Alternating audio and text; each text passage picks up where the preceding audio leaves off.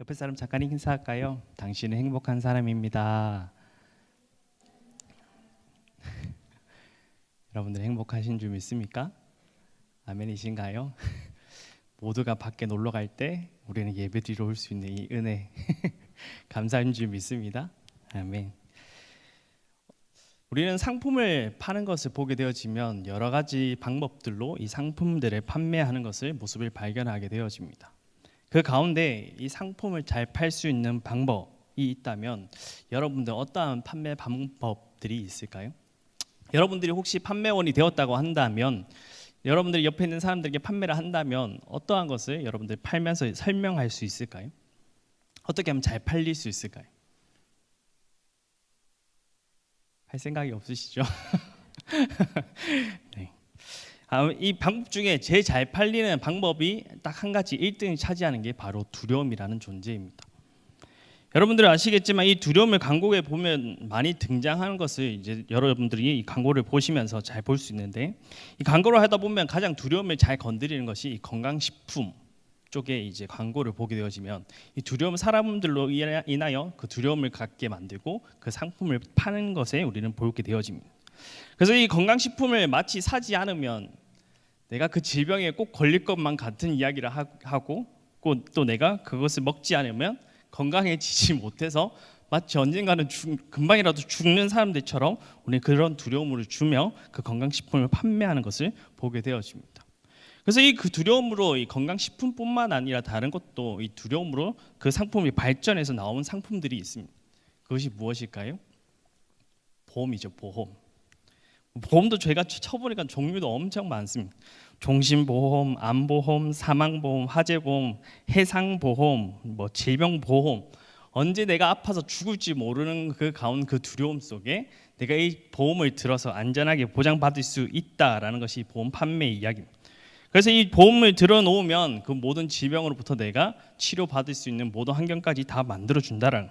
그래서 이 보험도 드는 것도 조금 이제 겁나서 내가 아프면 만약에 누군가 다른 사람이 나를 챙겨주지 아니할까라는 이 걱정에서 또 나온 보험도 이 간병보험이라고 또 하더라고요.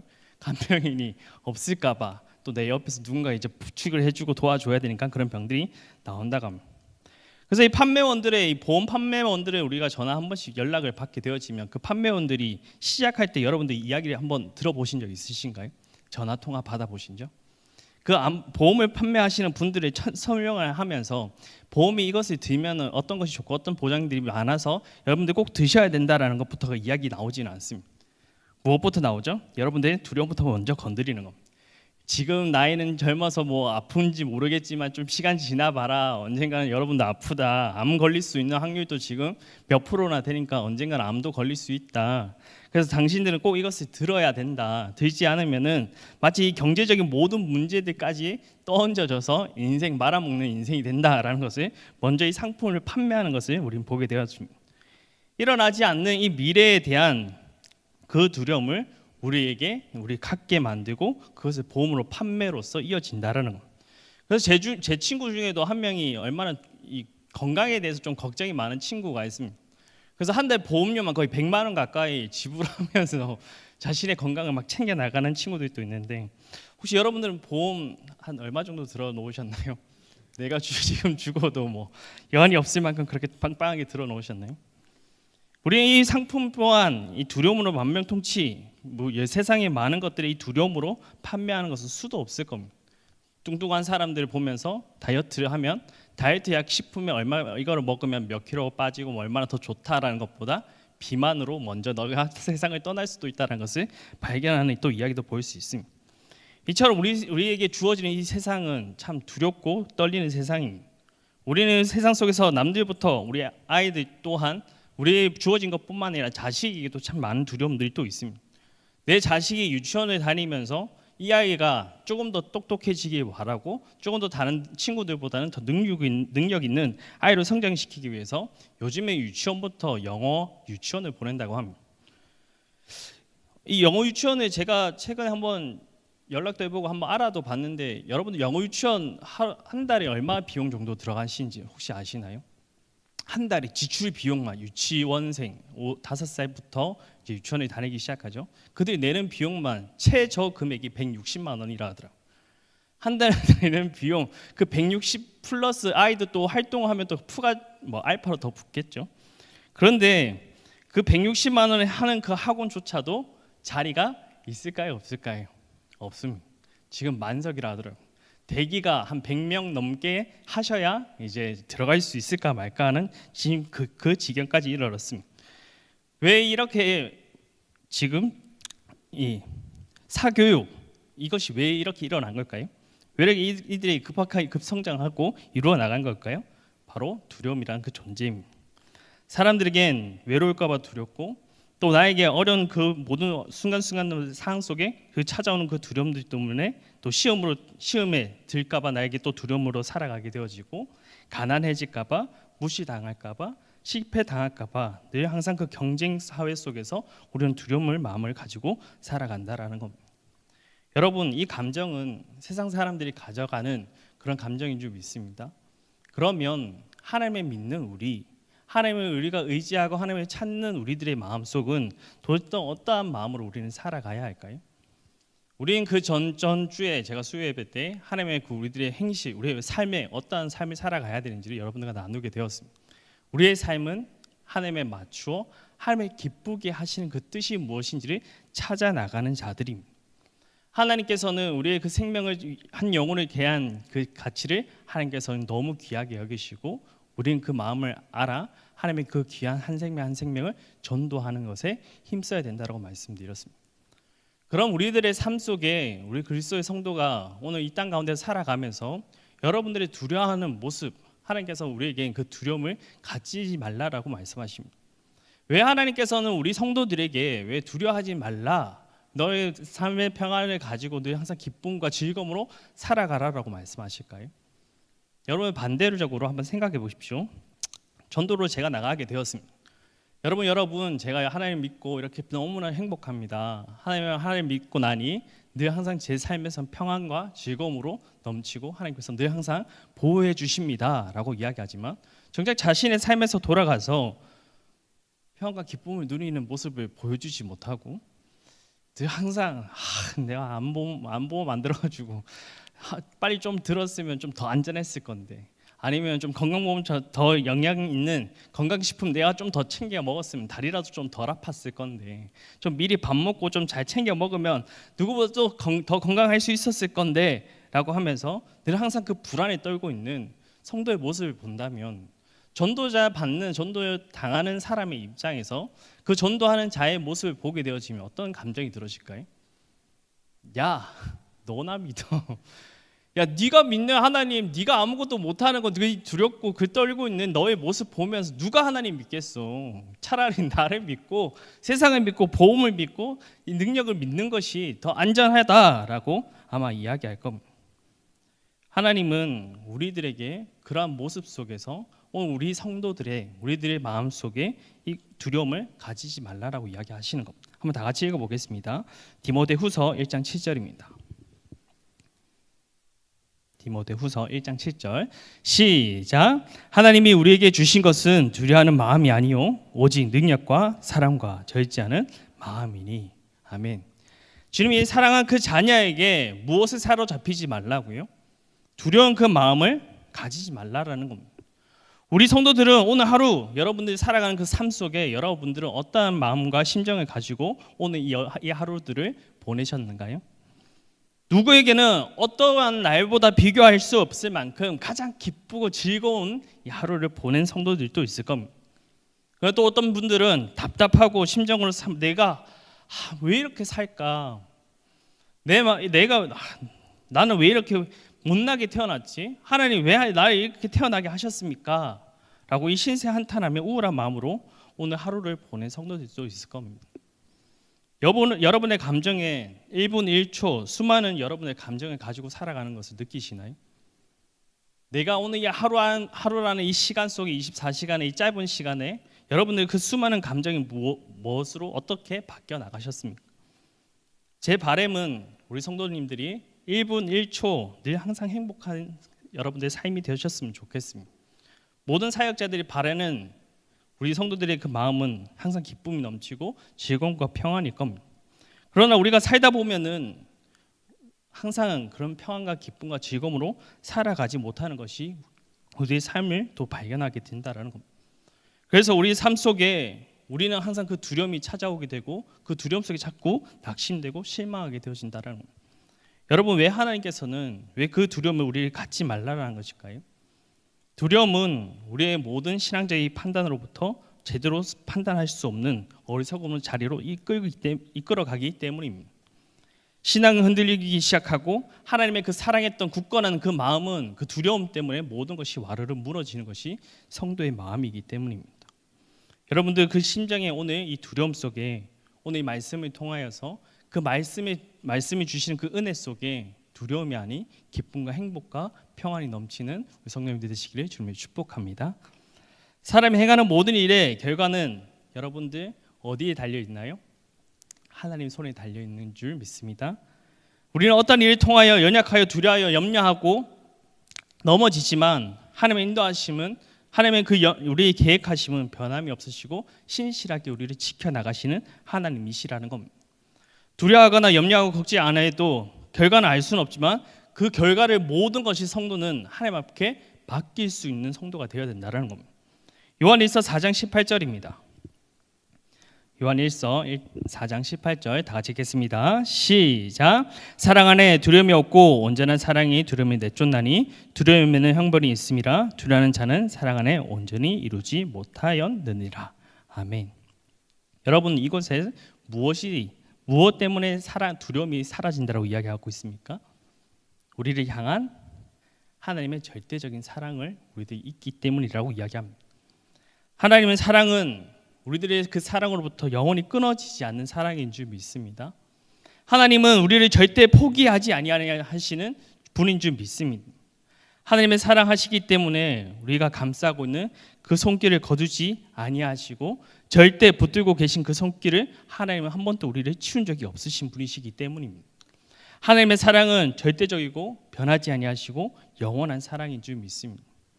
저와 여러분은 의지할 분은 오직 그 하나님 때문에 우리가 이 땅에 살아가는 순간 두려움 없이 살아갈 수 있는 것입니다.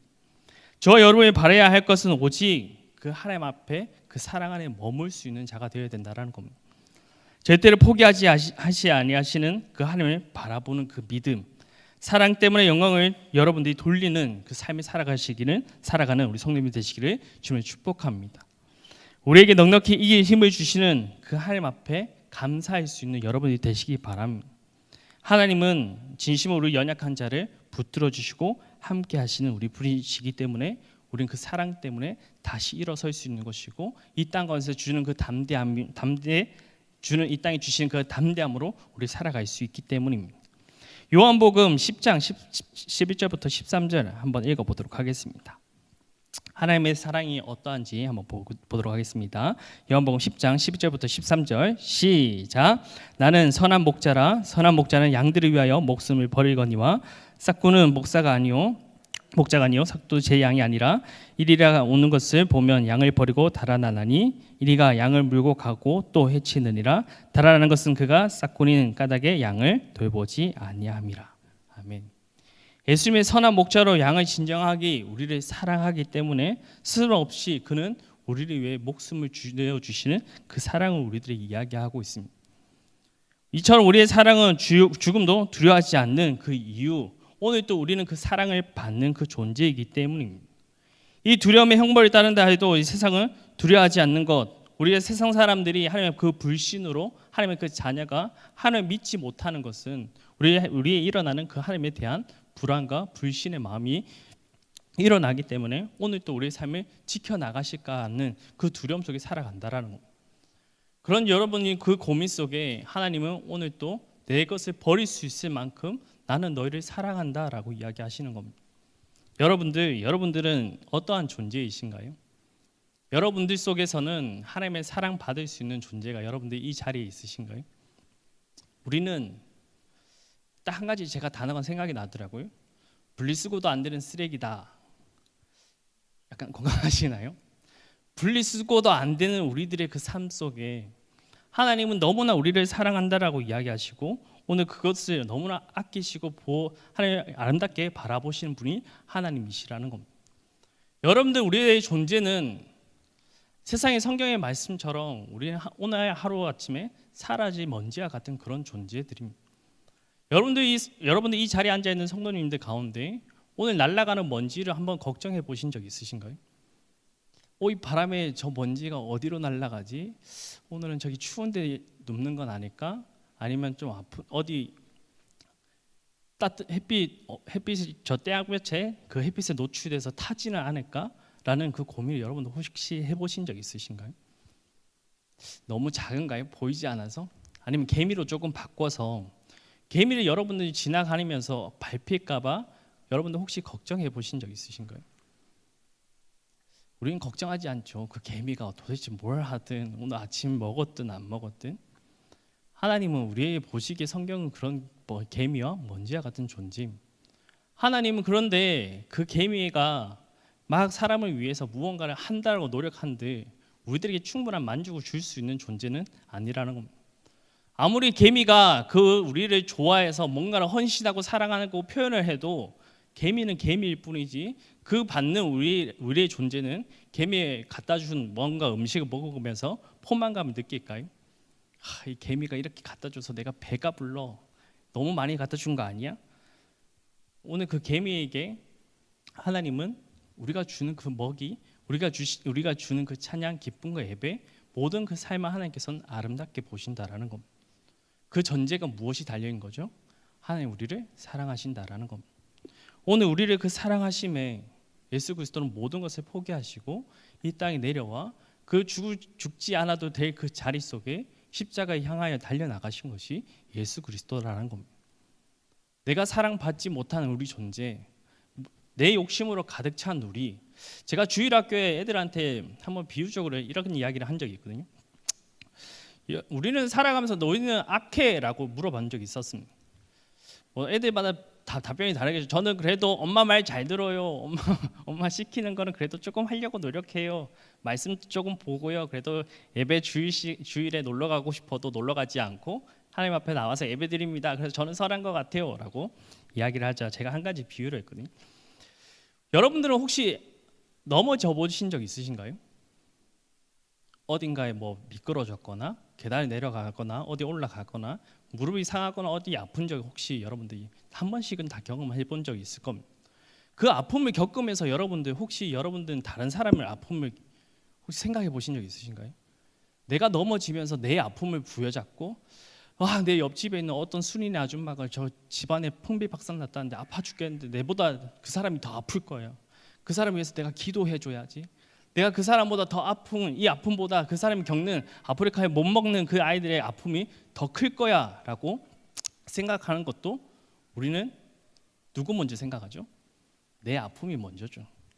내 아픈 것이 먼저고 내 치료받는 것이 먼저이지 다른 사람 생각하지 못하는 것이 우리라는 겁니다. 하나님 앞에서는 우리는 그보다 더 악한 자들입니다.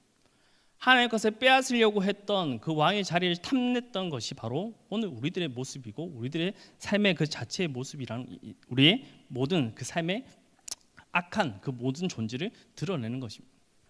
그런 가운데 하나님은 오늘 또 그를 사랑한다라고 이야기하는 겁니다. 내가 그를 사랑해서 내가 그 죽어도 되지 않을 그 십자가를 위해 내가 오늘도 참고 내가 하나님의 그 영광 위에 내가 걸어 나갔던 것이 바로 예수 그리스도의 우리의 사랑이라는 겁니다. 오늘 그 우리의 사랑의 가치가 하나님께서 어떻게 이야기를 하시냐면 누가복음 12장 6절입니다.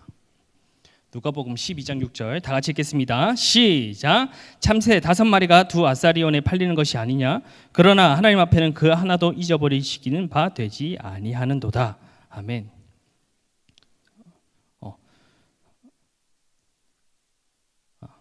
제가 본문도 한번 다시 읽어보도록 하겠습니다. 10장 29절부터 31절까지 다 같이 읽겠습니다. 시작. 참새 2마리가 한 아사리온에 팔리지 않느냐. 그러나 너희 아버지께 허락하지 아니하시면 그 하나도 땅에 떨어지지 아니하리라. 너에게 머리털까지 다 세신 바 되었나니 두려워하지 말라. 너희는 많은 참새보다 귀하다라는 것. 여러분들 이 참새 2마리 한 아사리온에 팔린다라는 것은 어떤 비유냐면 별 볼 일 없는 생명, 그 가치에 병행된 이야기입니다. 이것을 잘 표현하는 것이 또 병행되어 나온 구절이 누가복음 12장 6절입니다. 12장 6절, 누가복음 12장 6절 다 같이 읽겠습니다. 시작. 참새 5마리가 두 아사르온에 팔린 것이 아니냐? 그러나 하나님 앞에는 그 하나도 잃어버리신 바 되지 아니하는도다. 여러분, 이 아사르온의 가치는 로마의 화폐 이야기인데, 이 가치는 한 데나리온의 16분의 1 정도의 가치라고 합니다. 장정 한 사람의 하루의 장정이 8만 원이라고 그 노동이 계산을 한다면 이 한 아사르온의 가치는 총 5천 원의 가치라는 겁니다. 그런데 누가는 이 재밌게도 두 아사르온에 참새 5마리를 준다고 이야기합니다. 한 아사르온에 참새 1마리인데 두 아사르온에 어차피 참새 사면 덤으로 1마리를 더 끼워 줄 정도로 보잘것없는 생명의 가치를 이야기한다라는 겁니다. 그렇게 보잘것없는 생명까지도 하나님께서는 무엇 하신다고요? 허락해 하시지 않는다라는 겁니다. 거기서 비하면 우리 그리스도인은 머리털까지 다 세신 바 된 그 사람들이라는 겁니다. 너무 소중해서 속속이 다 알고 계시는 그 하나님의 자녀의 생명을 얼마나 가치 있게 보시고 얼마나 사랑스럽게 그 눈으로 바라보시는 주님이냐라는 겁니다. 오늘 하나님의 그 가치는 우리를 너무 상상 이상으로 우리를 사랑하여 주시고 품어주시고 안아주시는 분이시라는 겁니다. 그래서 그 사랑하는 자녀에게 하나님께서 로마서 8장 32절 이렇게 이야기하십니다. 다 같이 읽겠습니다. 시작. 자기 아들을 아끼지 아니하고 우리 모든 사람을 위하여 내어주시니가 어찌 그 아들과 함께 모든 것을 우리에게 주시지 아니하겠느냐. 아멘. 우리 속속히 아시는 것에 한 걸음 더 나아가서 독생자 예수까지도 내어준다는데 무엇을 더 너에게 아끼겠느냐라고 말씀하시는 겁니다. 이것이 우리를 향하신 하나님의 사랑이라는 겁니다. 그러므로 우리는 하나님 앞에 정해진 끝때 하나님을 부르지 아니하는 그 순간까지는 우리는 죽지 않는 겁니다. 사도 바울은 인생 삶 가운데서 참 많은 역경과 고난을 겪었던 인물로 기록되어져 있습니다. 책지에 그는 맞아 보았고 돌로 몇 번이나 그는 죽어야 할 고비를 넘겼던 것이 사도 바울입니다. 그리고 헐벗고 굶주려서 이 광야에 음식을 그는 구걸해야 할 정도로 많은 어려움을 당했던 사도 바울입니다. 숱하게 많은 고난을 겪어본 이 사도 바울, 배를 타도 폭풍을 만나 사경을 헤매고 자기 일을 이 거짓말로 모함하고 욕하는 사람들로 숱한 어려움을 당해야 했던 것이 사도 바울입니다. 사도 바울처럼 온몸에 이 상처가 많고 기억에도 상처가 있고 마음에도 상처가 있는 사람은 참 드물 겁니다. 그런 사도 바울이 이렇게 이야기합니다. 그런 모든 역경에서 이겨낼 수 있는 것이 있다. 오직 하나님의 끊어지지 않는 사랑 때문에 우리는 그곳에서 두려워하지 않는다라고 이야기합니다. 로마서 8장 25절 한번 읽어보도록 하겠습니다. 로마서 8장 25절 다 같이 읽겠습니다. 시작.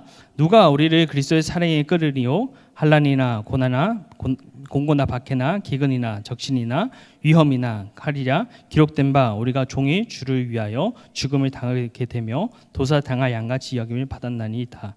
함과 같으니라. 그러나 이 모든 일에 우리를 사랑하시는 이로 말미암아 우리가 넉넉히 이기느니라. 아멘.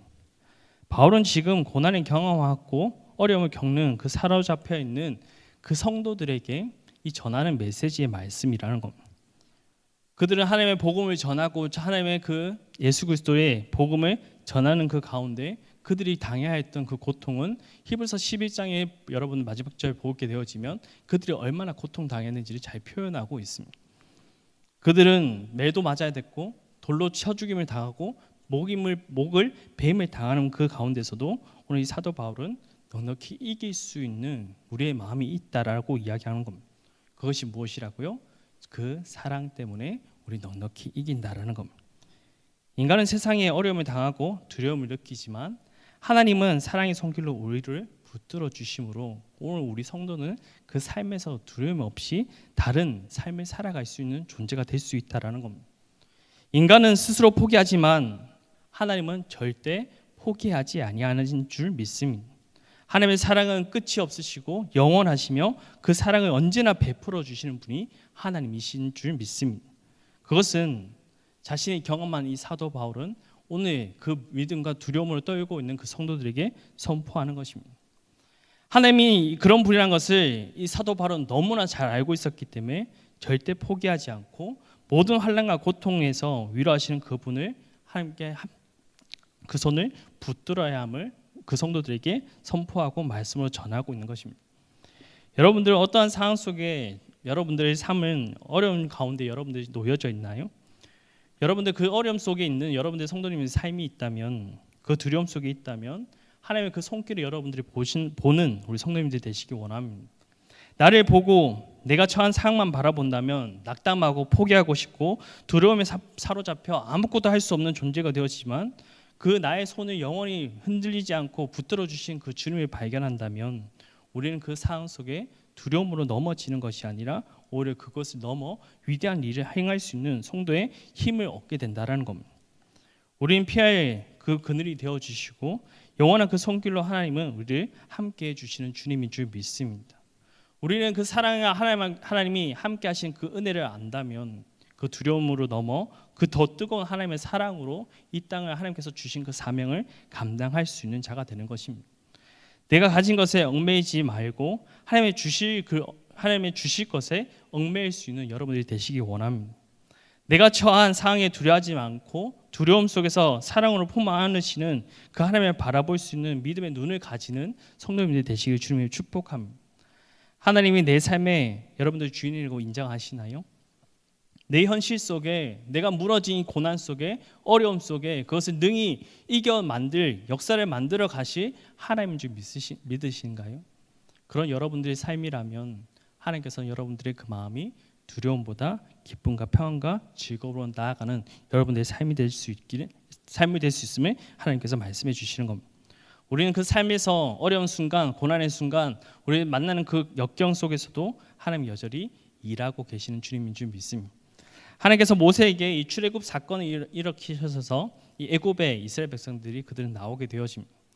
나왔던 그들 앞에 마주했던 청천벽력 같은 홍해를 그들은 만나게 되어집니다.